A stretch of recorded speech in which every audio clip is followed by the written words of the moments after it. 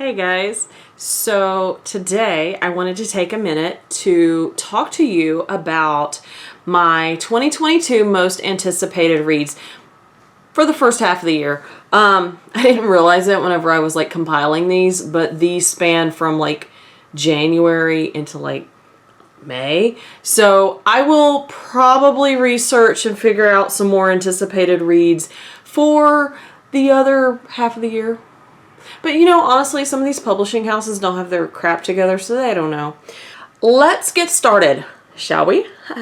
The first ones that I wanted to talk about have already come out because I'm late filming this because that's just who I am as a person. In fact, one of them is in a stack nearby because like I pre-ordered it. So the first one I wanted to mention, the one that I pre-ordered, is Where the Drowned Girls Go by Shauna McGuire. This is number 7. Yeah, okay. Number 7 of the Wayward Children series. They're a series of novellas. They have to do with children who, it's like portal fantasy. Children who have gone through these doors into these like parallel worlds, these other worlds. And in the series, there is a place for them. When they come back from these worlds, a lot of the children feel really disjointed, really like out of touch with the world, and they feel like they don't belong anymore. And so they stay at Eleanor West Home for Wayward Children. And so there you go. And I don't really want to say much about this book because, you know, like, it's a series. It's number 7. Although you could probably kind of read them out of order. I wouldn't recommend it, but they focus on different children and stuff. So anyway, whatever. The next one that I want to mention, I didn't have it pre-ordered, so I don't have it physically with me, but it is on my radar, is The School for Good Mothers by Jessamine Chan. This is a book about a sort of like utopian, dystopian, I don't know, this sort of other world where you are monitored, heavily monitored. And if they, and as a mother specifically, they monitor you. And if they decide that you're not performing well enough, they will take the child and put you in a school for good mothers, like, you know, to teach you how to be a good mother. And so I'm really interested in this because I want to, you know, see what the rhetoric is about as far as motherhood and how do you measure the goodness, the quality of a parent. And yeah, so I'm, you know, I'm there for it. Those both came out this week, January the 4th. I'm sitting here on January the 6th, so here you go. The next one that I wanted to talk about comes out on January 25th, which is my birthday. But anyway, it is nonfiction. It is South to America, A Journey Below the Mason-Dixon to Understand the Soul of a Nation by Imani Perry. I'm interested in this because I feel like these kinds of explorations are important to ingest.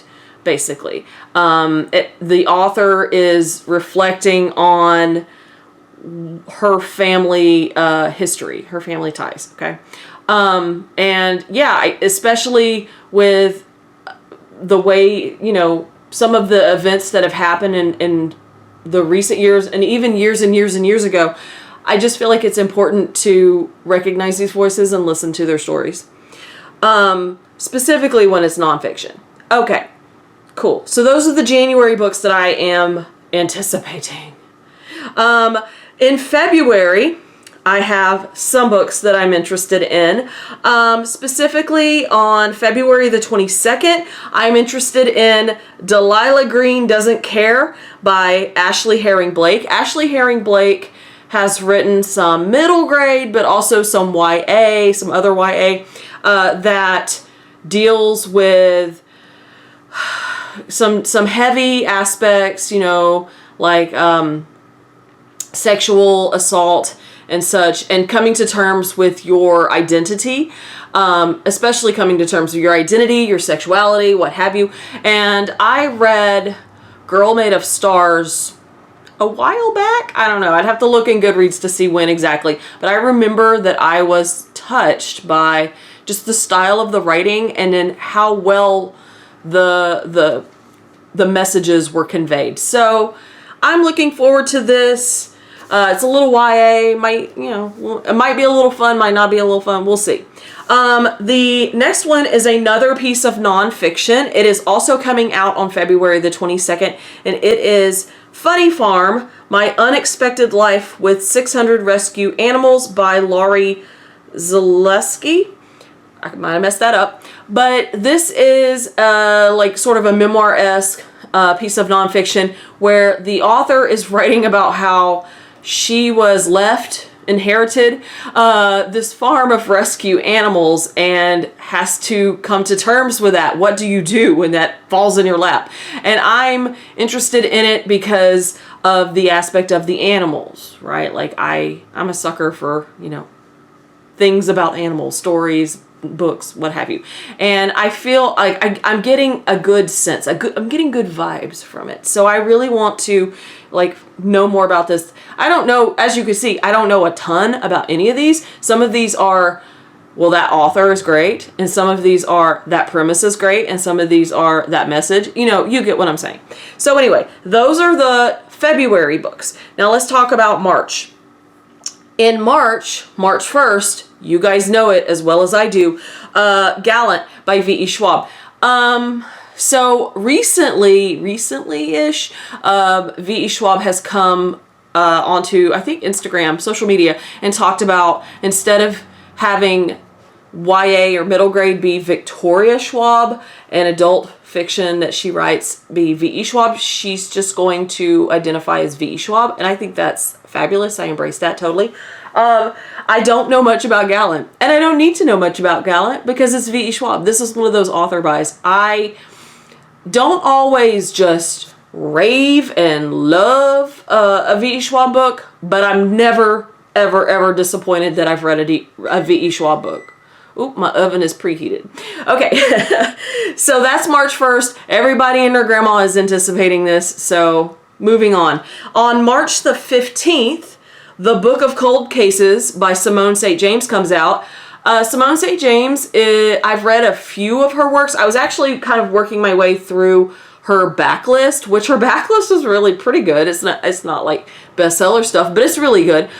She tends to write thrillery, creepy, mystery type books, and I expect this to be no less. I truly just really enjoyed, what is it? The Sundown Motel.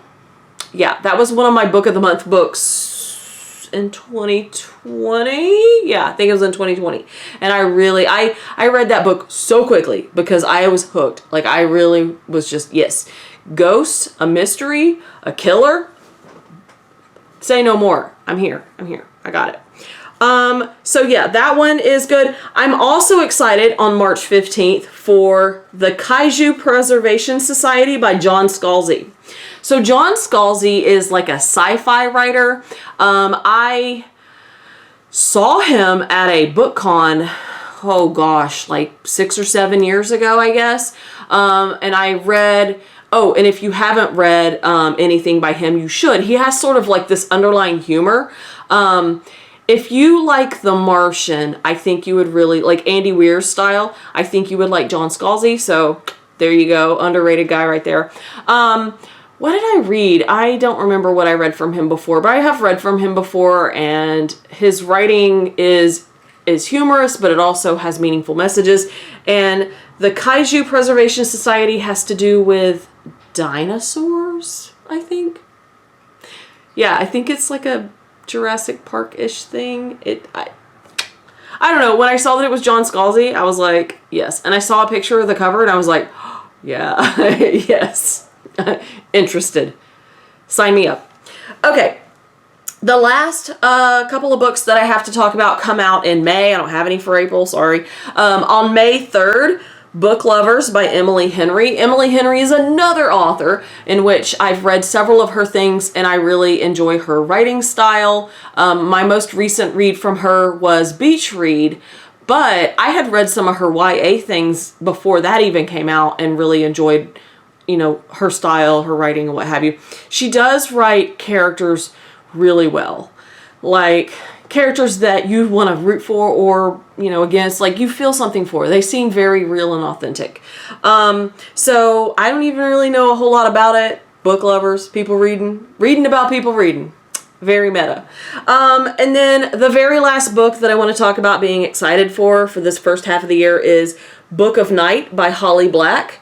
At the same con that I saw John Scalzi, I also saw Holly Black, and I got her to sign my copy of, shoot, I'll show you a picture. But yes, so fun things going on there. So I'm not upset about that. And I think that this one has sort of like a mystery thrillery. This is what she had been writing before. She wrote middle grade or like maybe children's, but for the younger folk. And then she was also writing prolifically for the YA audiences. And that's where I got started with her, was reading the YA books. My daughter enjoyed some of her middle grade, okay? And so this is, for her, I think, her first shot at adult fiction. Not adult like Kinky Times, but adult like, you know, for grown-ups. So I'm really excited to see how she rock and rolls that, like, because I have high hopes for her. So anyway, those are books that I am particularly excited for in 2022, and I kind of talked about a little bit about why I'm excited for these specific books. I can't talk today. So down below in the comments, let me know if you're excited for these books. Let me know if there are other books that maybe I missed and you're like, oh, well, if you like this, then you'll like this, because I totally love those kind of suggestions. Like, those are the best. But anyway, I will stop this here and I will see you guys in the next one. Bye.